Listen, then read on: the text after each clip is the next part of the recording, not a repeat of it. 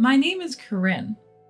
Believe it or not, at 34, I've recently become obsessed with a boy band. I want to share a bizarre story that happened to me 7 years ago. Back then, I was dating Ronald, who was the same age as me. We had been together for 2 years already. We both worked at the same bank, not to sound snobbish, but we were both pretty successful. As a couple, we were thriving both financially and career-wise at a young and vibrant age of 27. Naturally, we were both seriously considering marriage, or at least I was. However, no matter how long I waited, Ronald never proposed.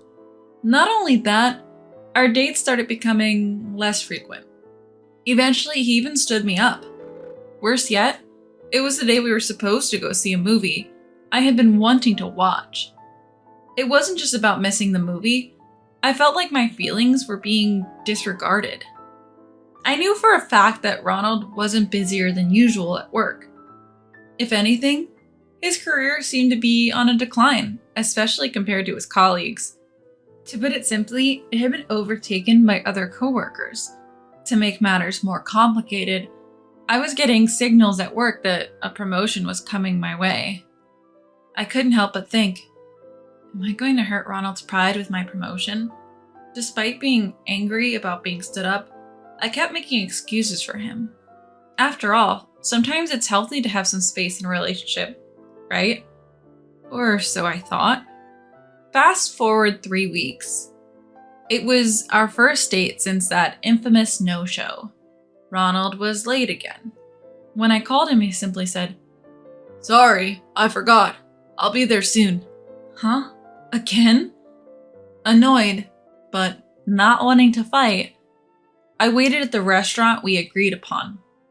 When Ronald finally showed up, he seemed distracted, as if his mind was elsewhere. I couldn't enjoy our time together. Every time we seemed to connect, he'd pick up his phone and start scrolling. How many times did you text this person today? The entire time, our eyes hardly met. He didn't even notice that I'd put extra effort into my hair and wore a dress I never wear to work. It's like he wouldn't have noticed if I was replaced by a teddy bear. That's what the atmosphere was like. Recently, I noticed that Ronald had been checking his phone frequently at work. I never contact him while I'm at work. Before diving into work, Ronald rarely checked his mobile phone. He always said it's because it would break his concentration. This is what he himself said. So when I saw him on his phone during our date, I wondered, is he giving up on his career? I felt anxious as if it was happening to me. Is he just not into this job anymore? On a date, of all times, what's with this attitude, darling? Isn't this too careless, especially towards your girlfriend? I felt increasingly annoyed by his indifference, and I decided to speak up. So, Ron, I found someone I like. Excuse me? Like it's straight from a book. He told me he likes someone else. I then say, "Oh, that's nice. Who is she?" "I think it would be miserable for us to stay together if neither of us intends to marry. It's better if we're with someone we actually like."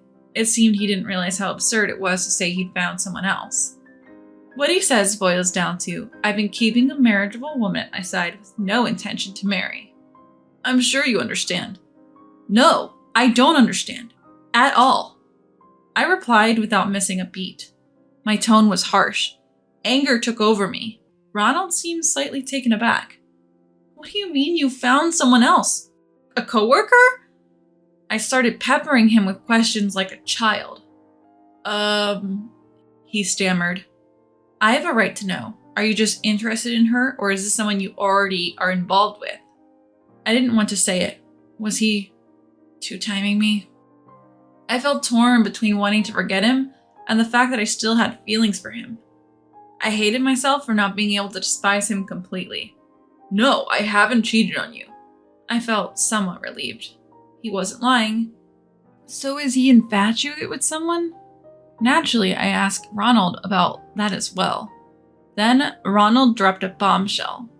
"I've realized I won't be able to advance further in my career. So I'm considering an arranged marriage with someone from a good family background. What? I was speechless. I never expected him to say something like that. Any remaining feelings I had for Ronald vanished. You know, my older brother left home because he couldn't get along with our parents. They have high hopes for me and I want to meet their expectations, but I can't do it alone anymore. Marriage might be the answer. Maybe climbing another ladder somewhere else. He tried to explain. Ronald always acts like such a goody two-shoes, who's all about family values, and I was getting tired of it. Who does this guy think he is? Even though we're the same age, all I see now is a man who's not even a lover anymore. Just a guy trying to marry into money because he knows he's lacking. My parents set me up in an arranged marriage with the daughter of a major furniture company CEO, and I knew she was the one. That's gotta be the shallowest "she's the one" I've ever heard. He's only after her family's wealth, isn't he? What happened to love? So you're not in love with a person, but a wallet? My gaze toward Ronald grows icier by the second. Ronald seems to notice, looking increasingly uncomfortable. So he does feel a bit guilty, but the conversation reaches an unbelievable climax. Given that we're getting married, I'd like us to break up. What? How many times am I going to have to say what today? If he wasn't two-timing me, we shouldn't have been dating. He only met her through an arranged marriage setup. So they've decided to get married? This might have happened among old nobility who married without ever having dated, but we're in the 21st century now. What's going on? Did your family time travel or something? So you're not even dating her, but you're getting married? Well, her parents said yes, so they told me to break up with you, Corin.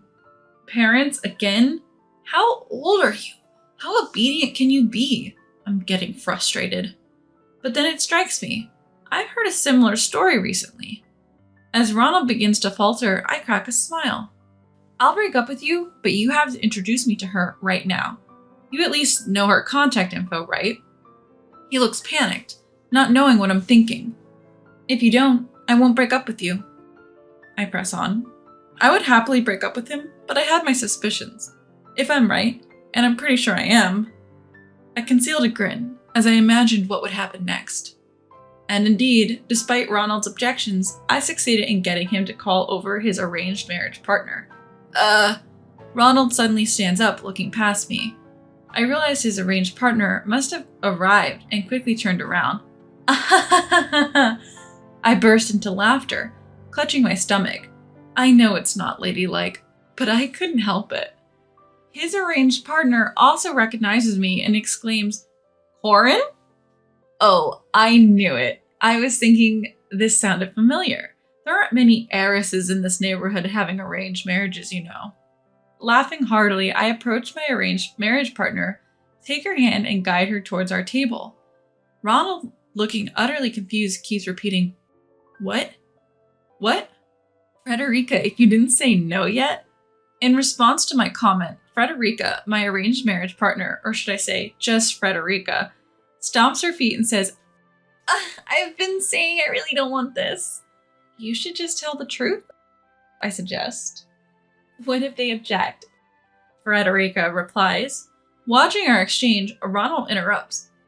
Hold on. What's going on?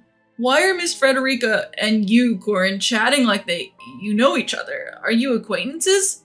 Sisters. What? Ronald's eyes widen, unable to keep up with my straightforward answer. Look, Frederica is my fraternal twin sister. You are proposing to my sister. What? But you have different last names. Stop lying. Ronald starts to get heated, and I playfully calm him down, saying, Whoa. No point in lying about this, just chill. I am chill, but you have different last names and you don't even look alike. Or do you? Apparently he's starting to see the resemblance. He keeps comparing our faces. I don't blame him. Most people have the same reaction when they see us sisters. Not all twins look like copies of each other, you know. There are many twins who don't look alike. There was a time when I mentioned our parents got divorced when I was in high school. I never talked about having a sister. Mom took me and Dad took Frederica. That's why we have different last names. No way, such a story. I didn't want this story either. A love triangle involving my sister and an arranged marriage? but it perfectly matches what I heard from Frederica the other day. I can't help but suppress a laugh. This time, I just let it out. Corinne, listen, don't get me wrong. It's not like I want to be with him or anything. Feeling sorry for her, I reply, "It's okay, I understand. I heard everything. Just tell him the truth." Frederica takes a sigh of relief and faces Ronald. "Mr. Ronald, I apologize. I'm already in a committed relationship." "What?" Ronald's mouth stays open as if it's broken. He just repeats, "What?" losing all vocabulary. "I hadn't settled on a marriage yet, so I didn't tell Dad. Then this arranged marriage happened. I'm really sorry, Ronald. I can't be with you." Despite being an heiress, Frederica, who isn't the brightest bulb, rejects Ronald with very straightforward language. I burst into laughter, holding my stomach while Ronald stands there in disbelief. "Impossible. Impossible." Confused Ronald and a relieved yet hesitant Frederica make quite the picture. Miss Frederica, could you consider?" "Sorry, I can't do it. I came to tell you that today." Frederica apologizes, yet the word "can't" comes out with undeniable force. Ronald freezes, eyes wide, as if he's lost his soul. His expression is so funny, it's painful to look at. Stomach and throat hurt from trying not to laugh. "Can you at least tell me why you can't?" Ronald persists, wanting a reason despite the blunt "can't." It's clear that his motivation has nothing to do with affection for Frederica. I feel contempt more than disbelief at his obvious desire for Frederica's wealth. Probably because everything about you is a no-go, Frederica's boyfriend is a successful entrepreneur, a CEO of an IT company. She's not going to choose a man like you who's looking to marry up. Everyone thinks her current boyfriend is the better choice. I throw Frederica a lifeline, to which she shyly replies, "I really like him. His face, his personality, everything. That's why it won't work." In other words, she's indirectly telling Ronald she doesn't like anything about him. As for Ronald, well, his face isn't bad, but his personality is another story. I totally get why Frederica wants to end things this way. Besides, my boyfriend isn't looking for an arranged marriage. I just found out you were dating Corinne. Marrying someone who would betray her is just unthinkable. The sharpest no Frederica has ever delivered. I almost applaud. "Corinne, can I go? I have plans with him." Frederica says. "Yeah, sure. Take care," I reply. Ronald tries to stop her, but Frederica firmly apologizes and leaves. "All right, I'm leaving too. Take care," I say to Ronald, but he doesn't react. Maybe he's too shocked to be interesting anymore? Listen, one last thing. My mom originally had an arranged marriage with my dad. Know what that means? Finally, Ronald meets my eyes, looking confused. It means my mom's family was prestigious enough to arrange a marriage with a CEO like my dad. My mom is now the CEO of a company allied with Dad's. Yes, our parents married to strengthen their company's alliances. Mom was the second daughter. She wasn't supposed to be a CEO, but the eldest son's health issues and the company's poor performance changed that. And this happened 6 months ago. Ronald didn't know because I felt it was irrelevant to us. "What? Then you are..." Facing a pale Ronald, I flash a peace sign and smile. "Yep, I'm the heiress you were after. Bye now." Just as I'm about to leave, "Wait, I was wrong. I realized you're the one for me after all." Ronald blocks my way, clutching the hem of my dress. The apology feels cheap.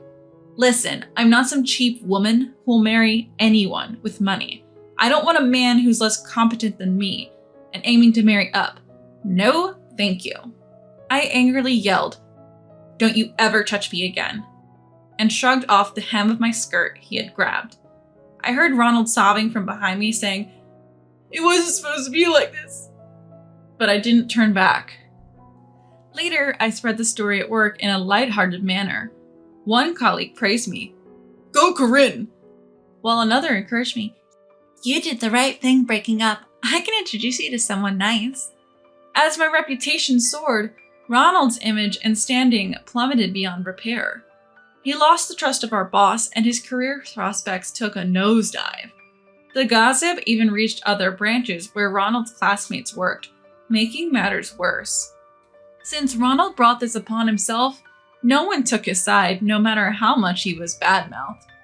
Before I knew it, the rumor evolved. He proposed to triplets and tried to marry them all. What a loser! In reality, they were twins, and the proposal was a bit of a stretch. But the guy was a jerk regardless, so I didn't bother to correct the rumor. Eventually, Ronald felt so ostracized he resigned. In a tough job market, he struggled to find a new job. And when he did, the workplace went bankrupt. I heard he's still unemployed. What a waste of his so-called elite status. Meanwhile, Frederica introduced her boyfriend to Dad and got married amid comments like, "Why didn't you introduce this amazing guy sooner?" I also got promoted and was climbing the corporate ladder that Ronald had abandoned. When I was past 30, I married an accountant a coworker introduced me to, and quit my job to focus on raising our 2 daughters. I could afford to be a stay-at-home mom thanks to my husband's hard work. Back when I was in my 20s, I had dreamt of marrying an elite banker, and I've been restless in my indecisive relationship. Now I'm grateful I didn't end up with a man who's like a fruit fly, attracted only to what others have. Marrying in haste can turn out to be a mistake. Now I plan to share my experiences with my daughters, teaching them to steer clear of men who are only after marital gains.